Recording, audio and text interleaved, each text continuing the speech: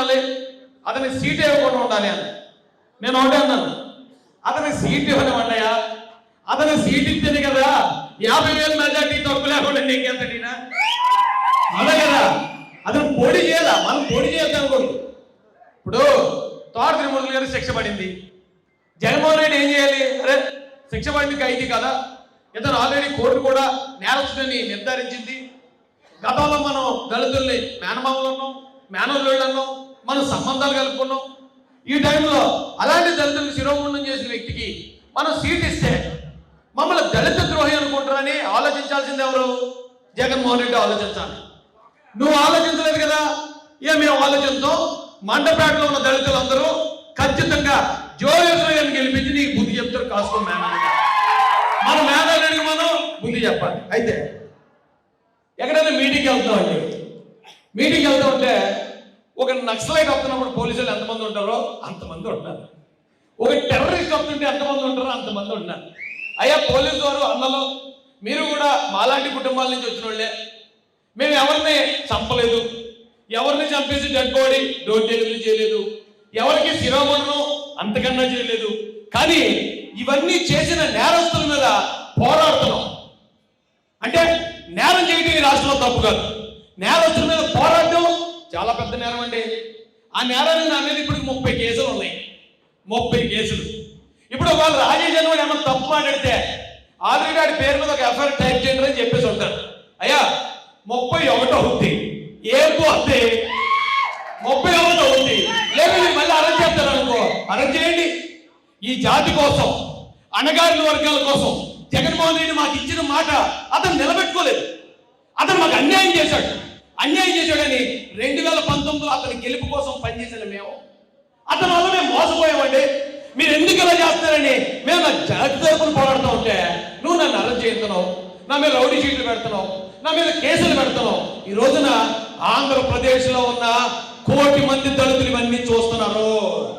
జగన్మోహన్ రెడ్డి గారు గుర్తుపెట్టుకోండి, మీరు కేవలం 5 లక్షల ఓట్లతో నెగ్గుతారేమో, కానీ ఇక్కడ దళితులు 1 కోటి ఓట్లు ఉన్నాయి, నామరూపాలు లేకుండా పోతారు. ఇక తోట త్రిమూర్తులు ఆయన ఒకవేళ పోటీ చేస్తాడేమో. ఇక్కడ 3 సార్లు నెగ్గిన పెద్ద ఆయన ఉన్నాడు. ఏమంటే 3 సార్లు ఎవరైనా ఊరికే నెగ్గిస్తారా జనం? ఆయన ఏమి నియోజకవర్గానికి ఏం మేలు చేయకపోతే, నియోజకవర్గంలో ఎవరైనా అన్యాయం చేసి ఉంటే 3 సార్లు నెగ్గుతాడండి ఆయన. ఇలాంటి సౌమ్యుడి మీద నువ్వు ఎలాంటి వాడిని దింపావు జగన్మోహన్ రెడ్డి గారు? ఎలాంటి వాడిని ఇలాంటి సౌమ్యుడి మీద దింపావు?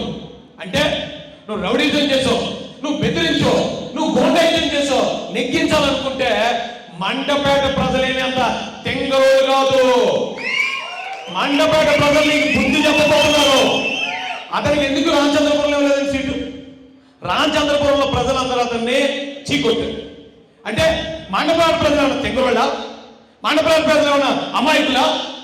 మండపేట ప్రజలు కూడా తోట త్రిమూర్తులు అనే వ్యక్తికి 2024లో బుద్ధి చెప్పి ఈ రాష్ట్రంలోనే కాదు దేశంలోనే ఫలానా వ్యక్తి నేరస్తుడికి ఫలానా మండపేట ప్రజలు బుద్ధి చెప్పారని చరిత్రలో మీకు నిలబడబోతున్నారు.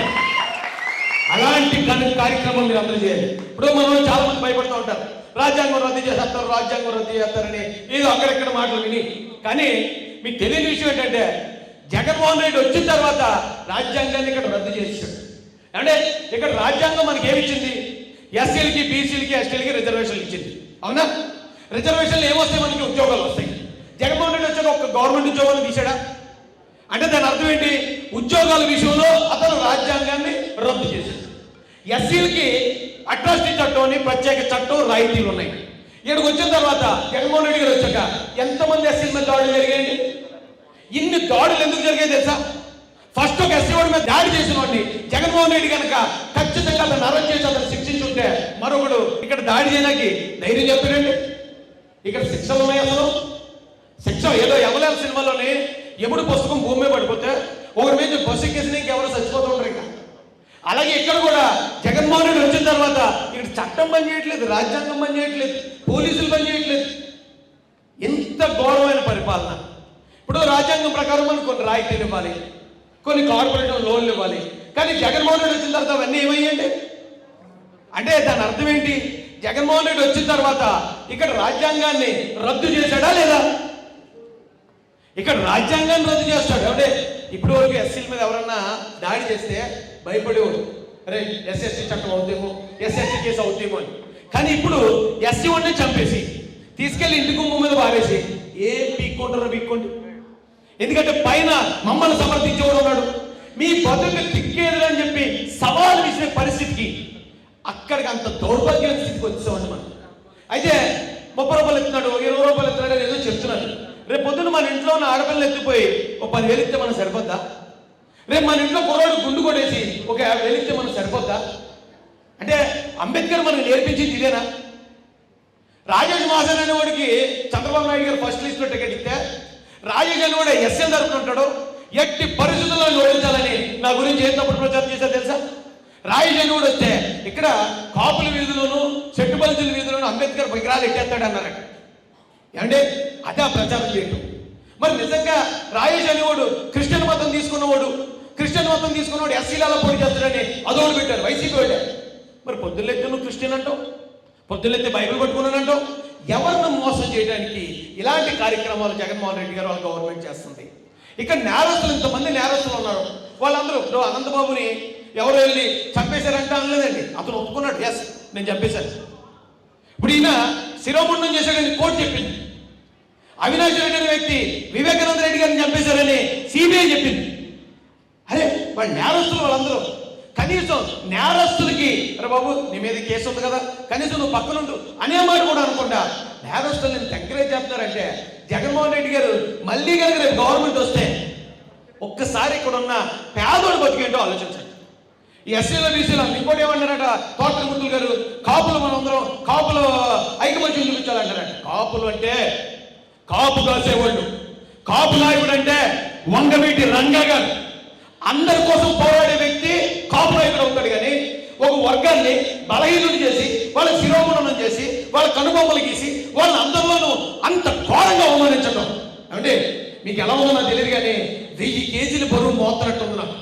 ఈ రోజు నా జాతికి జరుగుతున్న అన్యాయాన్ని నేను ప్రతి గ్రామానికి తిరిగి మారుతూ ఉంటే, ఇంతమంది పోలీసులు మమ్మల్ని చుట్టుముడుతూ ఉంటే, మమ్మల్ని 1000 చేతులతో పాతాలను నొక్కేసినట్టు ఉంటుంది. ఏం తప్పు చేసావా? మేము ఎవరైనా చంపావా? ఎవరైనా వాడుకున్నావా? ఎవరైనా గుండుకొట్టావా? ఎందుకు మా మీద ఇంతమంది పోలీసులు? ఎందుకు మా మీద ఇన్ని కేసులు? అంటే అన్యాయం జరిగితే అడగకూడదా? అంటే గెలుచుకుంటూ పోవాలా?